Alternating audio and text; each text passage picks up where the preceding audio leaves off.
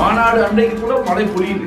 அந்த மழையை கூட அவங்க பொருட்படுத்தல. அறுவடை முருகனை தரிசிக்க அலைகடலின மக்கள் இருந்தார்கள். அண்ணன் சேகர் பாபு அவர்களுக்கும் நம்முடைய கம்யூனிஸ்ட் இந்த கருப்பர் கூட்டம் இவர்களுக்கெல்லாம் முதல்ல நன்றி சொல்லணும். ஏன் நன்றி சொல்லக்கூடிய அளவுக்கு இதுல என்ன நடந்திருக்கு?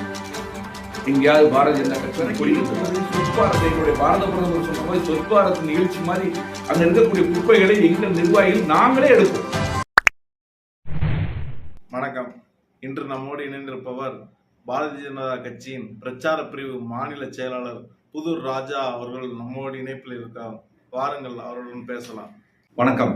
மதுரையில முருகபக்த மாநாடு மிக சிறப்பா நடந்து முடிஞ்சிச்சு. இது எந்த அளவுக்கு தமிழகத்துல தாக்கத்தை ஏற்படுத்தும்?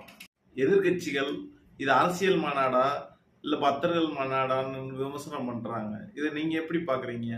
இன்னைக்கு முருக பக்தர்கள் மாநாடு கடந்த 22ஆம் தேதி மதுரையில ஒரு பிரம்மாண்டமாக நடந்தது.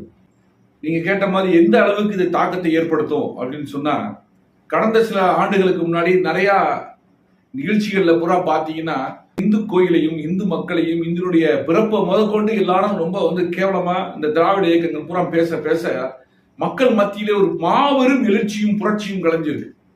அதனுடைய வெளிப்பாடுதான் இன்னைக்கு முருக பக்தருடைய மாநாடு. மதுரையில கடந்த அந்த 22ஆம் தேதிக்கு மாநாட்டுக்கு முன்னாடி 4 நாட்களுக்கு முன்னதாகவே மக்கள் அலைகளில் திறந்து தங்களுடைய எதிர்ப்பை, தங்களுடைய மதத்தை பற்றியும், தாங்கள் வழிபடுகின்ற இறைவனை பற்றியும், தாங்கள் வழிபடுகின்ற கோயிலை இடித்தவர்களை பற்றியும் மனதிலே ஒரு வைத்துக்கொண்டு அதனுடைய வெளிப்பாடுதான் இன்னைக்கு இவ்வளவு பெரிய ஒரு மாபெரும் நிகழ்ச்சி, ஒரு மகா வெற்றி அடைந்திருக்கு.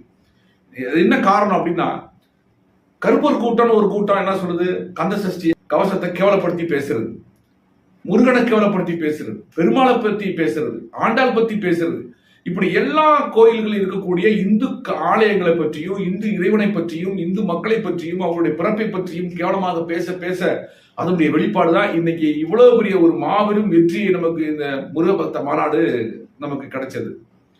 இதுல பாத்தீங்கன்னு சொன்னா, நாங்கள் எதிர்பார்த்ததை விட பல லட்சக்கணக்கான மக்கள், கிட்டத்தட்ட 10 லட்சத்திற்கும் மேலான மக்கள் இன்னைக்கு மதுரையில குவிந்திருக்கிறார்கள்.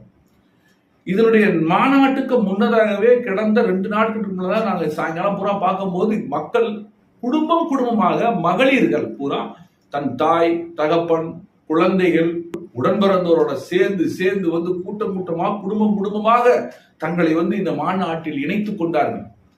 மாநாடு அன்றைக்கு கூட மழை பொழியுது. அந்த மழையை கூட அவங்க பொருட்படுத்தல. ஏன்னா, நாம் கொண்ட கொள்கையை நான் வெளிப்படுத்தியாக வேண்டும். இவ்வளவு பெரிய ஒரு மாநாடு இவ்வளவு சிறப்பாக நாங்கள்